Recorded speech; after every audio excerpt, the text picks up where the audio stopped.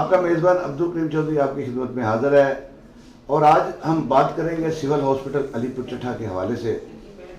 आज की जो शख्सियत हमारे साथ मौजूद है डॉक्टर नबी अहमद चट्ठा साहब है, जो कि इस वक्त इस हॉस्पिटल के इंचार्ज हैं।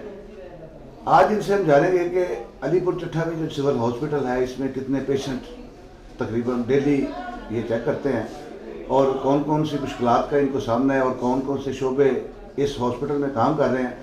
मैं ये भी नाज़रीन को बता देना चाहता हूँ कि जब से डॉक्टर साहब अलीपुर चट्ठा में इधर तशरीफ़ लाए हैं और उस वक्त से सिविल हॉस्पिटल अलीपुर चट्ठा माशाल्लाह काफ़ी हद तक जो है वो काफ़ी डेवलपमेंट के हवाले से बहुत अच्छा आगे जा रहा है और पेशेंट के हवाले से बहुत अच्छी प्रोग्रेस जा रही है।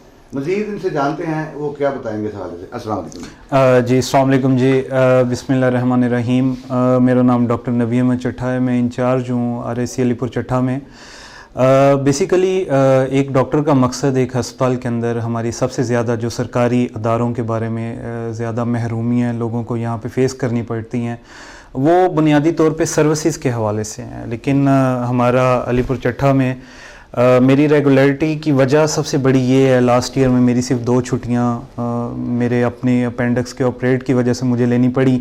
उसके बाद मुझे अल्हम्दुलिल्लाह मुझे ज़रूरत इस वजह से पड़ने के बावजूद मैंने नहीं ली, क्योंकि हॉस्पिटल में जो फैसिलिटीज़ हैं वो लोगों को डिलीवरी का प्रॉब्लम आता है। अगर हम खुद मौजूद ना हों, लोग जो उनसे यहाँ पे बेचारे उन सर्विसेज से महरूम होकर यहाँ से चले जाते हैं। लिहाजा ज़्यादा से ज़्यादा फोकस लोगों की सर्विसेज डिलीवरी की तरफ है।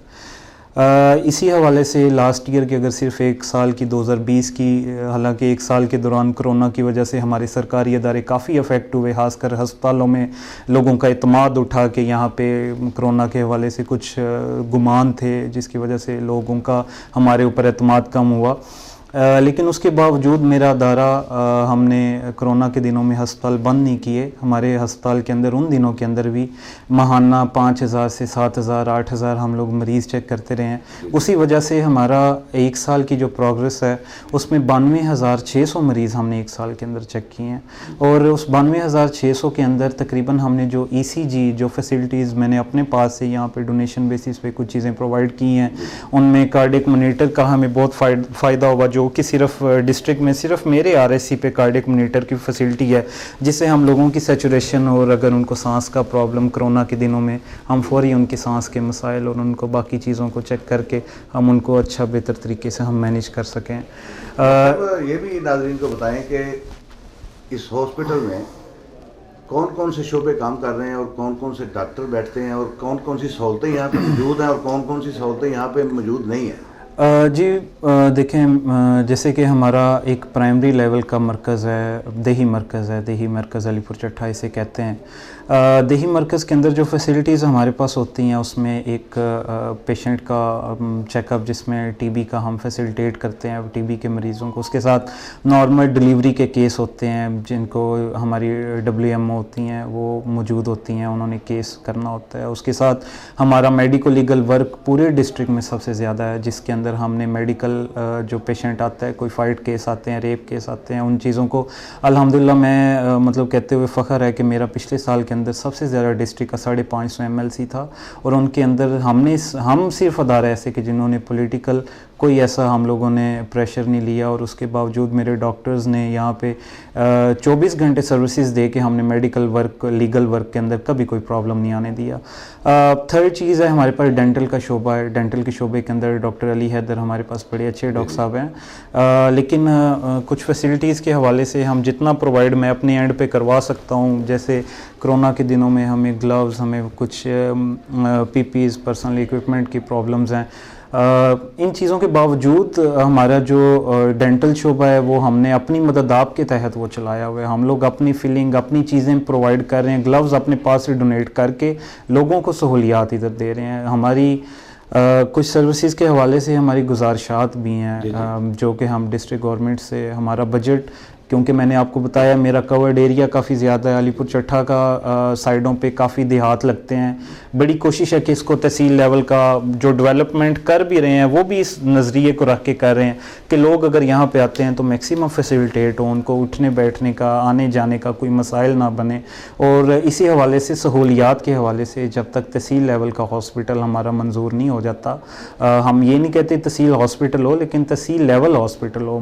उसका मकसद ये है कि यहाँ पे एक सर्जन की सीट हमारे पास एलोकेट हो जाए, उसके साथ बेहोशी वाले डॉक्टर एनेस्थीसिया के आ जाएं, और उसके साथ हमारा औरतों के मसाइल के लिए यहाँ पे ऑपरेट शुरू हो जाएं, ताकि सी सेक्शन हफ्ते के दौरान 2 दिन एक डॉक्टर आते हैं तो उनके लिए ऑपरेशन यहाँ पे बुकड हो, ताकि मैक्सिमम यहाँ पे प्राइवेट जो लोगों ने क्वैकरी है, यहाँ पे बहुत ज़्यादा लोग बेचारे यहाँ पे बड़े मजबूर हो के वहाँ पे 30-30 हज़ार 40-40 हज़ार लोगों को दे के और फिर भी अपनी पेचीदगियों की वजह से फिर हमारे पास मसाइल लेके आते हैं। जी सर, ये बताएं कि सुबह से आप तकरीबन काफ़ी पेशेंट 300-400-500 पेशेंट जो देखते हैं और 2 बजे ऑफ हो जाता है हॉस्पिटल, उसके बाद जो मरीज़ आते हैं एमरजेंसी के हवाले से, उनके लिए क्या क्या सहूलत है? उसमें हमारे पास 3 शिफ्टें देखें। एक हॉस्पिटल हमारा 24/7 हॉस्पिटल है, उसके अंदर 3 शिफ्टें चलती हैं। 3 शिफ्टों के अंदर हमारे पास डॉक्टर साहिबान मौजूद हैं। जो सीट एक आधी वेकेंट होती है उसके अंदर डिस्ट्रिक्ट गवर्नमेंट जो उनसे इंटरव्यूज़ रख के अभी एक सीट वेकेंट है नाइट पे, उसके ऊपर ड्यूटी के दौरान अगर कोई प्रॉब्लम होता है, कोई ऐसा इशू आता है, तो मैं खुद अपने घर से आके यहाँ सर्विसेज देता हूँ। उसमें मेडिको लीगल का वर्क है, या कोई ऐसा पेशेंट है जिसको एमरजेंसी सर्विसेज की ज़रूरत है तो हम उसको प्रोवाइड करते हैं। इसी तरह नाइट पे इवनिंग नाइट के डॉक्टर साहिबान मौजूद हैं और उनको हमने इंश्योर किया हुआ है कि जो नाइट पे भी होगा वो नाइट पे यहाँ सोएगा, घर में जाके नहीं रहेगा, ठीक है। उसको उस चीज़ की पे गवर्नमेंट इसी चीज़ की दे रही है कि वो 24/7 या अपनी जो शिफ्ट है उनके रोस्टर के मुताबिक जो उन्होंने ड्यूटी हमारे से ली हुई है वो उसको इंश्योर करते हैं कि वो यहाँ पे मौजूद हों। तो अल्हम्दुलिल्लाह हमारी एमरजेंसी सर्विसेज के हवाले से मेरे RIC का मुझे इस चीज़ पे फ़ख्र है कि लास्ट ईयर का हमारे 6300 मरीज़ जो सा है उसकी एमरजेंसी हमने सर्विसेज दी हैं। उन 6300 के अंदर से हमने हार्ट के पेशेंट जो उनसे 2000 मरीज़ थे जिनको हार्ट के पेशेंट उनकी ECGs भी की हैं, उनको चेक भी किया है, और उनमें से 300 ऐसे लोग थे कि जिनको हार्ट अटैक के दौरान हमने बचाया और उनको फौरी अपनी एम्बुलेंस सर्विसेज और उनको फौरी यहाँ पे फर्स्ट एड जो हम अपने पास से यहाँ पे डोनेशन बेस पे मेडिसिन एमरजेंसी में हार्ट की दे रहे हैं वो हम प्रोवाइड करके अल्हम्दुलिल्लाह हमने उन लोगों की जान बचाने की पूरी कोशिश की है। हम ये नाज़रीन को बताना चाहते हैं कि सिविल हॉस्पिटल अलीपुर चट्ठा में काफ़ी हद तक सहूलियात मरीजों के लिए मौजूद हैं और कुछ मौजूद नहीं है जो अपनी मदद आपके तहत ये बंदोबस्त कर रहे हैं। मज़ीद इनसे जानते हैं क्या कहेंगे इस बारे में। जी डॉक्टर साहब, क्या कहेंगे आप?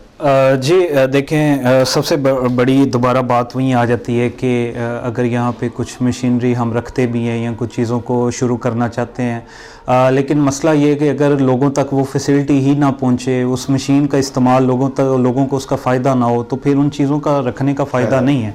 लिहाजा ड्यूटीज़ को इंश्योर करने के साथ, हमले को उस चीज़ की फैसिलिटेशन देने के साथ हमारा अगला मरहला जो है वो बेसिकली यहाँ पे लोगों की सहूलियात पैदा करना है। उसमें हमने खासकर बायो डेवलपमेंटल प्रोजेक्ट अपने पास से इस वजह से शुरू किए ताकि लोग, जैसे हमने OPD काउंटर्स बाहर बनाए हैं, वहाँ पे लोगों का रश ना लगे, लोग जो उनसे अपनी बारी से पर्ची अपनी वगैरह लेके यहाँ पे हॉस्पिटल के अंदर वो पर्ची का काउंटर का एक पूरा सिस्टम, इसी तरह डिस्पेंसरी के सिस्टम को बनाया कि वो बाहर से कैबिन बने और कैबिन से ही पेशेंट काउंटर से ही मेडिसिन ले।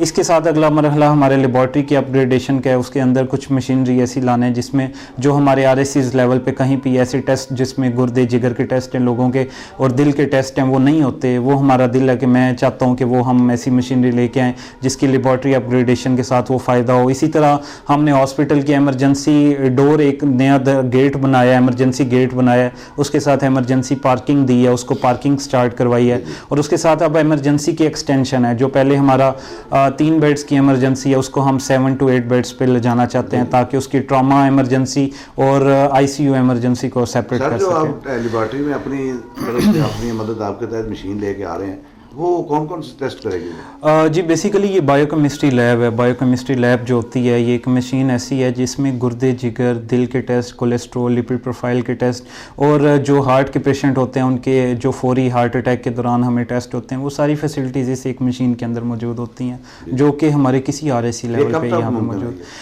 ये जैसे ही हमारा अभी क्योंकि लेबॉर्ट्री शिफ्ट कर रहे हैं उसको अपग्रेड कर रहे हैं, जैसे ही वो लेबॉर्ट्री एक जगह पे शिफ्ट हो जाती है तो उसके बाद अगली हमारी जो फैसिलिटेशन होगी वो इंशाल्लाह हम महीने 2 के अंदर उसको स्टार्ट करवा देंगे। हमें ये भी पता चला कि माशाल्लाह आपने अपनी मतलब आपके तहत ये मेन गेट लेबर रूम में जैसे कुछ काम करवाए हैं, वो किस हद तक?